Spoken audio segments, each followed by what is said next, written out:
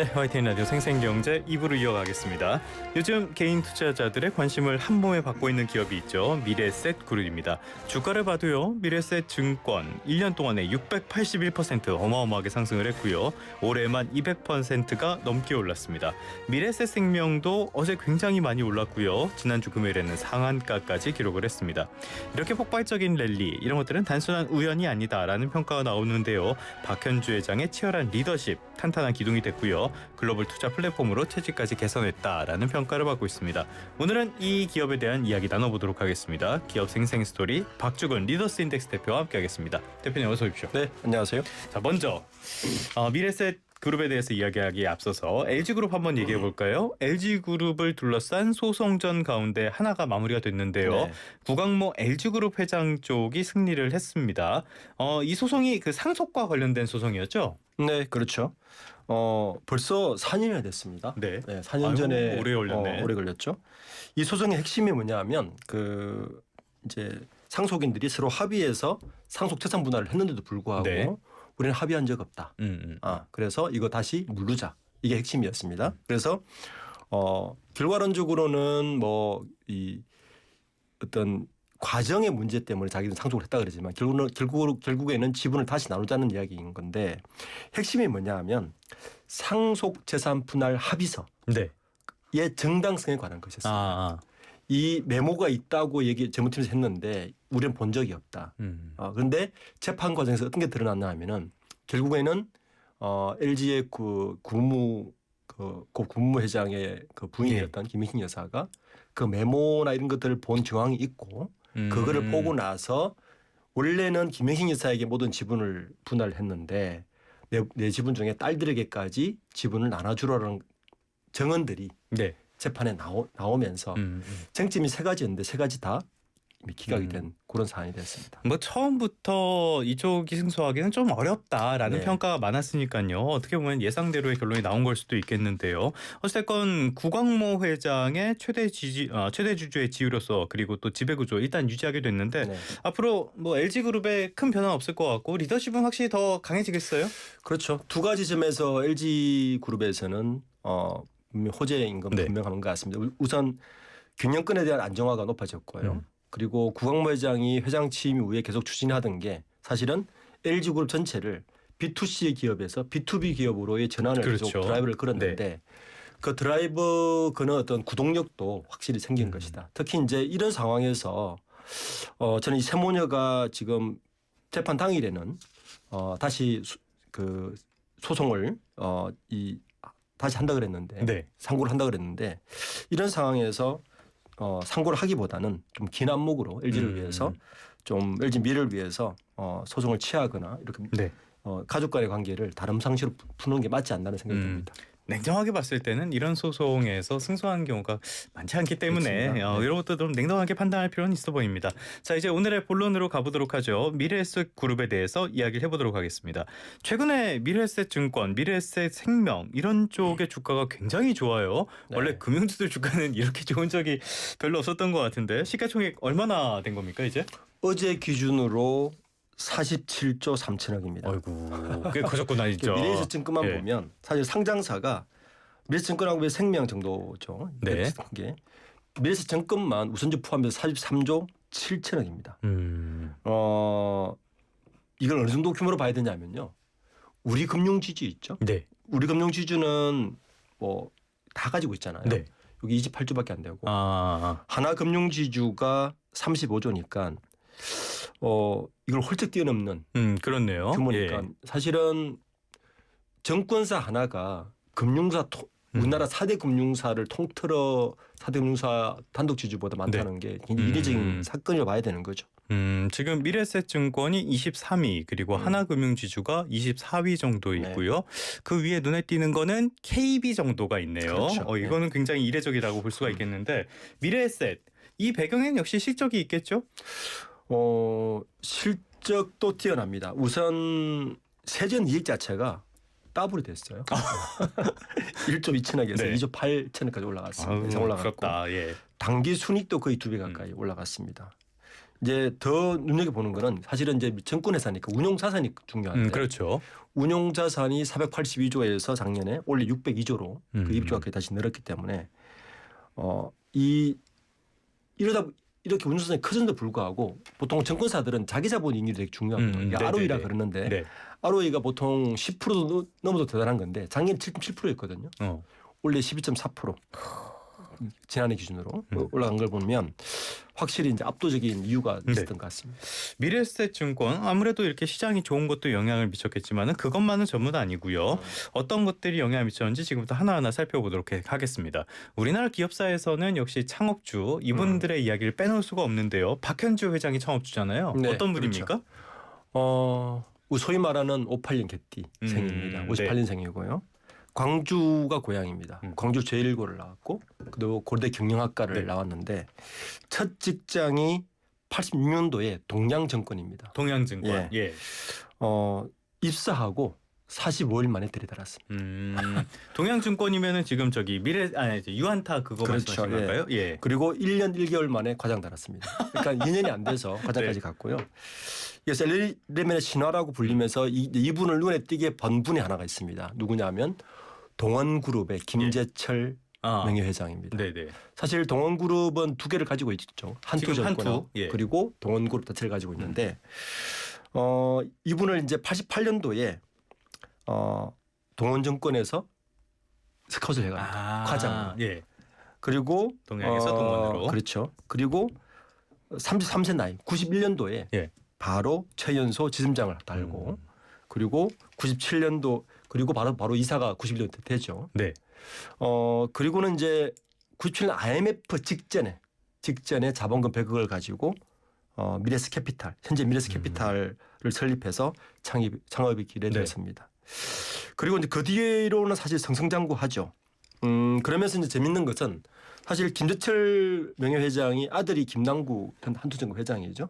그도 고등학교 5년 후배긴 한데 이 두 개의 그룹이 현재 우리나라 IB 쪽에 쌍벽을 이루는 그룹이 됐고 거기서 나온 박현주 회장은 사실은 지금으로서는 넘사벽만큼 그렇죠. 글로벌을 확장하게 되면서 실제 우리나라 정권사가 IB가 글로벌 개척을 한 게 또 박현주 회장이 가장 큰 공으로 봐야 되는 거죠.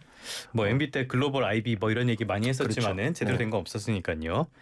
말씀하신 것처럼 누가 저는 스카우트 좀 안 해가나 저도 아무튼간에 굉장히 신화를 쓰고 있는 그런 분이라고 할 수가 있겠는데 굴곡도 있었잖아요. 예전에 펀드로 사과하고 이런 것도 기억이 나는데 어떤 일이 있었습니까? 이게 2007년도인데 2007년도까지 올라가야 되는데 당시에 이제 인사이트 펀드를 모집했는데 그 한 달 만에 당시에 4조 정도를 모집합니다. 그때 뭐 미래에셋이 내는 거 다 잘 됐었잖아요. 근데 그 당시 인사이트 펀드는 중국이 막 거대 성장을 하면서 중국에 몰빵을 했어요. 그리고 2008년도에 서브프라임이 생기죠. 네네. 본인의 의지는 아니었지만 그래서 수익률이 반토막이 나버립니다. 50%까지 떨어져 버립니다. 네. 그리고 2011년도에 이 책임을 지고 사실은 공식 사과를 하죠. 그런데 그 전화위복이라고 2011년도에 이 공식 사과가 현재의 박현주 회장으로 만들었다 봐도 사실은 이 사건이 굉장히 중요한 계기를 일으킵니다. 어떤 변화가 있었냐면은 첫 번째는 당시의 미래에셋은 주식 올인이었는데 이 사건 이후로 글로벌 자산 다각화로 바뀝니다. 네. 그리고 그 대체 투자 비중을 대폭 늘립니다. 부동산이나 인프라 등으로. 두 번째는 이 사건 때문에 박현주 회장이 지금도 박현주 회장은 다른 직함을 가지고 있죠. 전문 경영인 체제로 변하게 되고 심지어는 2세 경영도 전문 경영으로 맡기겠다까지 발표를 하게 됩니다. 그리고 세 번째 중요한데 지금은 ETF가 굉장히 아슬지 않잖아요. 그렇죠. 이제서야 많이 각광을 받고 있죠. 그때 이 사건 이후에 미래에셋이 퇴직연금 시장하고 ETF 시장을 선점하는 전략을 펼쳐갑니다. 네. 그러니까 ETF 시장을 선점하는 중요한 계기가 바로 또 이 사건 때문이었습니다. 지금 뭐 ETF 시장 하면은 미래에셋의 타이거, 그 다음에 삼성의 코덱스 이 정도가 뭐 양분하는 그런 상황이니까요. 이렇게 시장을 선점을 했다. 조금 전에 글로벌 다각화 말씀을 해주셨는데 우리나라 금융회사들은 뭐 여러 가지 측면에서 외국 진출 같은 것들이 소극적이거나 잘 못하거나 이런 경우가 많은데 미래에셋은 좀 다른 것 같아요. 이게 이제 이 사건 이후에 사실은 박현주 회장이 어떤 경영 철학이 좀 바뀌었는데요.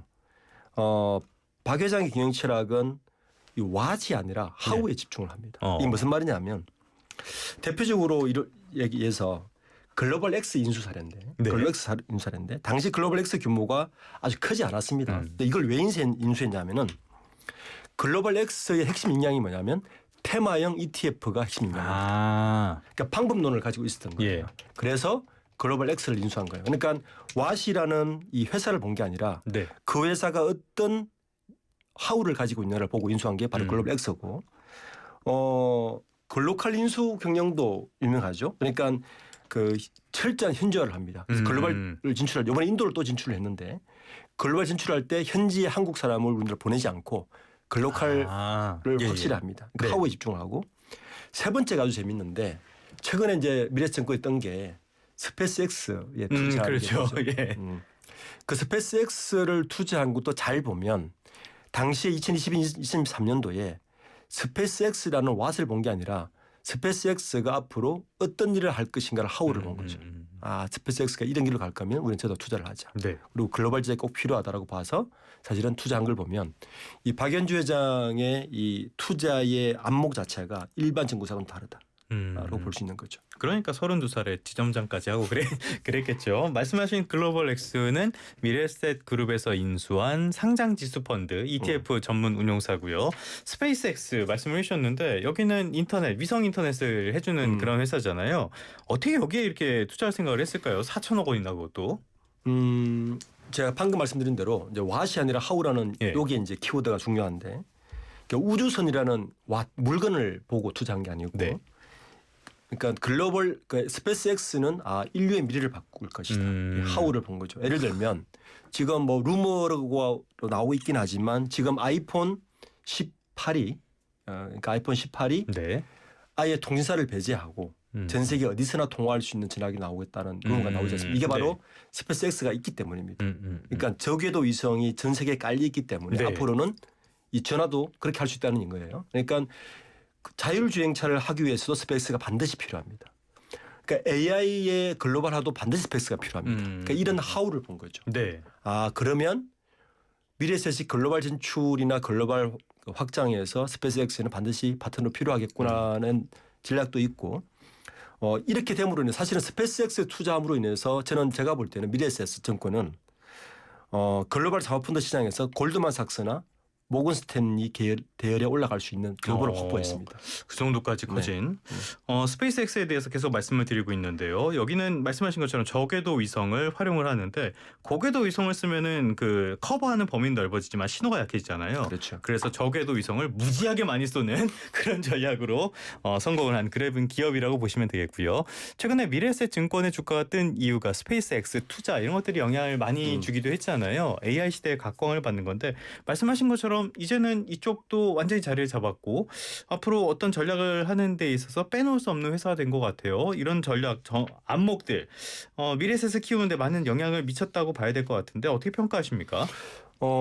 일반적으로 두 가지 점에서 사실은 국내 다른 정보사 차별화가 있죠. 첫 번째는 혁신성뿐만 아니라 글로벌하는 부분에서도 굉장히 차별화가 있는 게 분명하고요. 그리고 인수하는 기업들을 보면 분명히 단순히 이 회사와 물건을 사서 좀 차익을 남겨서 파는 목적이 아니고 그 회사나 M&A를 통해서 어떻게 비즈니스를 확장할까를 염두에 두고 하는 M&A를 주로 하기 때문에 사실 미래증권의 확장성이 뛰어난 겁니다. 최근에 보면 코빗을 인수하지 않습니까? 스테이블 코인. 이것도 보면 단순히 스테이블 코인이 앞으로 될 것이라는 관점에서 이걸 인수한 게 아니고 글로벌로 가기 위해서 가상거래소 코빗이 스테이블 코인이 반드시 필요하다는 글로벌 전략에서 들어온 겁니다. 그러니까 최근에 이제 코인 시장이 붕괴될 수도 있다 이런 말이 나오지만 그런 상관없다. 그렇죠.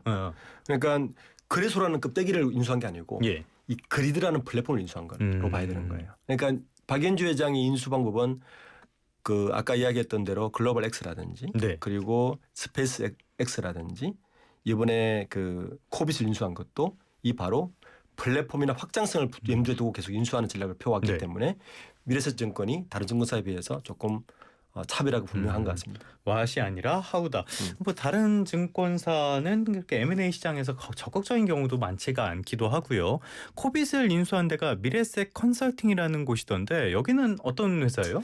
근데 요것 때문에 사실은 이제 박연주 회장이 약간 공격을 받고 있는 부분이 있습니다. 왜냐하면 아까 제가 초대에 말씀드린 대로 박연주 회장은 전문 경영 체제를 들이면서 그렇죠. 예. 이세 경영을 경영성을 하지 않겠다고 이야기했는데 이 미래셋 컨설팅은 이제 미래셋에서 이야기하는 거는 미래셋 컨설팅으로 인수해야 금산 분리가 돼서 이건 우리 코빗이 가능하다는 뭐 여러 가지 주장을 하긴 하는데 네. 근데 지분 구조를 보면 좀 다른 이야기입니다. 미래셋 컨설팅은 네. 비상장 기업인데 박연주 회장이 한 40% 이상을 가지고 있고요. 부인이 10%. 그리고 장남 박준범 씨가 한 또 8% 정도를 가지고 있습니다. 에이, 눈 가리고 아웅이네. 그러면 이렇게 되면 이제 세블코인이 들어오면 굉장히 기업 가치가 커질 텐데 경영권 승계를 염두에 둔 거 아닌가라고 시장에서는 의심 눈치를 보내고 있습니다. 의심을 넘어서서 거의 확신에 가까운 그런 모습으로 보이는데요. 어쨌건 미래에셋 지금 사회공헌 활동도 많이 하고 있지 않나요? 박연주 회장은 요즘 배당철이잖아요. 네. 배당철이잖아요. 미래에셋 자산운용에 굉장히 많은 지분을 가지고 있는데 배당도 많이 받겠죠. 네. 15년째 미래에셋 자산운용으로서 들어오는 배당금은 전액 기부합니다. 요게 이제 다 재단에 기부 들어가고요. 미래에셋 컨설팅 지분 25% 역시 미래에셋 희망재단에 저는 환원하겠다는 또 공식으로 밝혔습니다. 그러니까 이런 거는 사실은 조금 이건 노블리스 오블리주죠. 네. 알겠습니다. 다른 기업들도 이런 문화는 좀 받아들일 필요가 있을 것 같은데 자 그렇다면 지금까지 말씀해 주신 여러 요인들 왓이 아니라 하우다 그리고 사회적인 ESG 경영 같은 것들도 말씀해 주셨단 말이죠. 자 그렇다면 앞으로 미래에셋 그룹의 미래 성장 가능성 어떻게 보고 계십니까? 저는 크게 한 두 가지로 보는데요. 네. 그러니까 전 세계의 아까 자산을 확보하는 것도 계속 하겠지만 제가 볼 때는 현재의 움직임으로 봐서는 AI와 디지털 기술을 통해서 가장 효율적으로 분배하는 방식, 즉 그 모든 자산을 토큰화시키는 방법. 네. 그러니까 아까 이제 코빗 같은 경우를 보면, 그러니까 AI와 디지털에 굉장히 빠르게 움직일 것이다라고 보고 있습니다. 네. 그리고 앞으로 M&A 하는 것도 이 방향으로 미래에셋은 아마 갈 가능성이 높지 않나. 그렇게 해서 글로벌화 됐을 때 우리가 알고 있는 골드만삭스나 모건스탠리 계열로 올라가는 것이 박연주 회장이 아마 그리는 미래가 되지 않을까 생각합니다. 말씀하신 것처럼 3차 상법 개정안보다 훨씬 중요한 것들 이런 부분에 관심을 가지고 미래셋에도 관심을 보고 계시면은 많은 금융주에서 어떤 기회도 발견할 수 있지 않을까 싶습니다. 지금까지 박주근 리더스인덱스 대표와 함께했습니다. 오늘 말씀 고맙습니다. 네, 감사합니다. 아팠던 분들에게 보험 가입의 기준 너무